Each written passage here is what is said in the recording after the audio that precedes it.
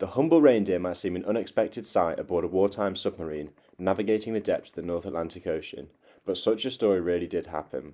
The remarkable tale of Pollyanna the Reindeer serves as a testament to the unexpected alliances forged amidst the chaos of the Second World War, revealing a lesser-known chapter in the history of the Western Allies and the Soviet Union.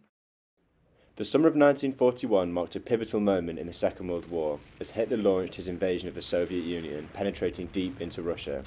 Whilst this did bring Britain a much-needed ally in its own struggle against Nazi Germany, it swiftly became apparent that Stalin would require substantial assistance in terms of supplies and military equipment.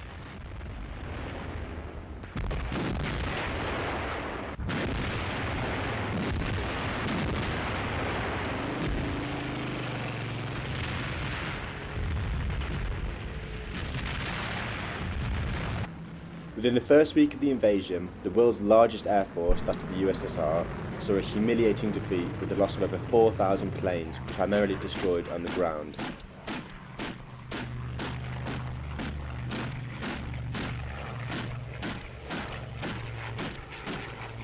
The successive surrender of armies, including armoured divisions, and the capture of millions of men within mere months, posed significant challenges to the USSR's capacity to swiftly reinforce its armies with military equipment.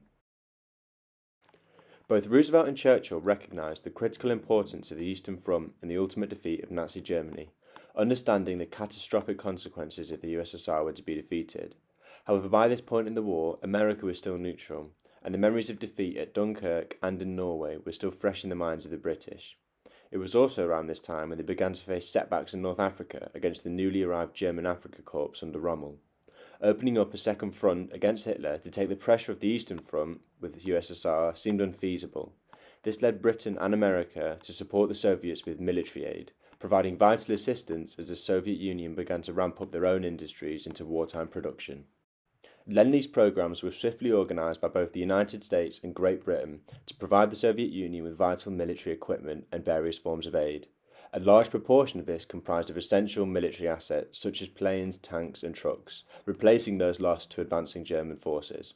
These items were of utmost importance to the Soviets as they were beginning to mobilise their own industrial machinery for wartime production.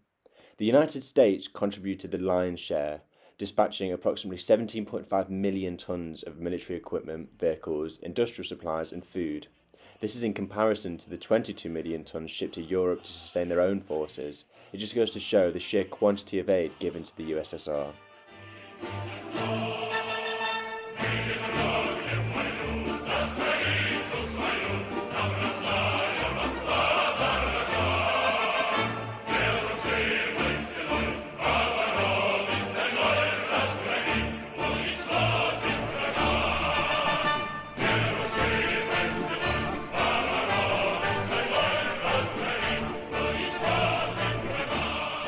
These are images of British-made Valentine tanks bound for the Soviet Union. Like many of the military vehicles given to the Soviets, these tanks were not the most advanced models, but were just as good, if not better, than the ones already used and produced by the Soviets.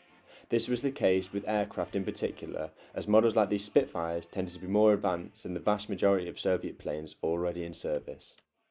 So, how were these crucial deliveries transported to the Soviet Union? Well, in the case of the United States, they maintained 4 primary shipment routes. Initially, the seemingly shortest route extended over the North Pacific and reached the eastern coast of Russia. However, this route necessitated the Soviets to transport the goods from east to west, where the front line lay, and it was not ideal for military equipment. Another route led southward past the Horn of Africa and then up through Iran. Alternatively, Americans could sail directly through the Mediterranean, although this route was predominantly utilised only towards the end of the war. The most direct and efficient route skirted around the coast of Norway and reached northern Russian ports of Murmansk and Archangel. This was also the favoured route of the British, as it was by far the most direct for them. Despite its advantages, this route faced significant challenges, including German attacks on convoys, as well as treacherous weather conditions. Out of the 1,400 merchant ships which made the crossing, 85 did not make it, along with a further 16 Allied warships. Britain alone delivered roughly 4 million tonnes of aid through these convoys. Every hour of the day and night, through icy gales and lashing spray, the ships of the Allies plough steadily northward in the storm-tossed Atlantic and the Arctic Sea. They bring food and supplies to the theatres of war, supplies without which Britain could not possibly continue the fight. The ships sail steadily on, and the ships must be protected. By August of 1941, the British recognised the imperative of securing and safeguarding the Arctic shipping route to facilitate the safe passage of merchant vessels to northern Russia. The British Admiralty identified two primary threats to this passage. Firstly, German U-boats, which were already wreaking havoc on Atlantic convoys, proving to be deadly. And secondly, German battleships and battle cruisers, referred to as Hitler's pocket battleships. Whilst destroyers offered some defence against U-boats, the real concern for the British was the possibility of larger battleships slipping out of Norwegian fjords and attacking the convoys, leaving the destroyer escorts severely outmatched in terms of firepower and armour. To address this challenge, the British turned to submarines. In August of 1941, the Admiralty dispatched two T-class submarines, Trident and Tigris, to provide close escort for the initial Arctic convoys. They were also tasked with patrolling the North Cape of Norway. Their mission was to serve as a defensive line against German battleships and heavy cruisers lurking in the fjords, deterring them from slipping out and marauding the convoys on their ways to Russia. Presenting a potential threat to any heavy German vessels, the submarines proved to be highly effective. They effectively halted all German maritime movements east of the North Cape. HMS Trident was one of the first submarines to begin patrolling along the escort routes off the coast of Norway, alongside another British submarine, HMS Tigris, and a number of Soviet submarines. It then operated out of Polyarny, a few miles north of Murmansk, guarding convoys as they sailed over the Northern Cape. During the summer months, Trident's crew grew friendly with the Soviet naval officers in the port, and it was such mingling which brought about the unusual gift of a reindeer. There are admittedly different and equally unverifiable accounts of how the story goes.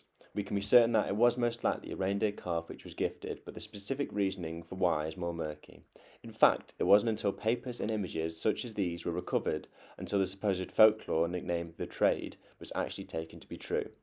One story goes that in conversation with a Soviet admiral based in Murmansk, the commander of HMS Trident, Lieutenant Commander Geoffrey Mainwaring Sladen, a former England rugby international, had mentioned how his wife struggled to push her pram through the snow. Bear in mind the winter of 1940 was one of the coldest Britain had in 50 years, and thus the admiral gave Commander Sladen a reindeer to help them pull the pram. Other stories suggest that it was merely just a gift presented to the crew as a thank you for their fight against the Germans, and another account suggests that reindeer was intended for the crew to have a barbecue before they departed. Regardless of its origins, we can be certain that the crew ended up in the possession of a reindeer calf, who they promptly named Polyana after the port.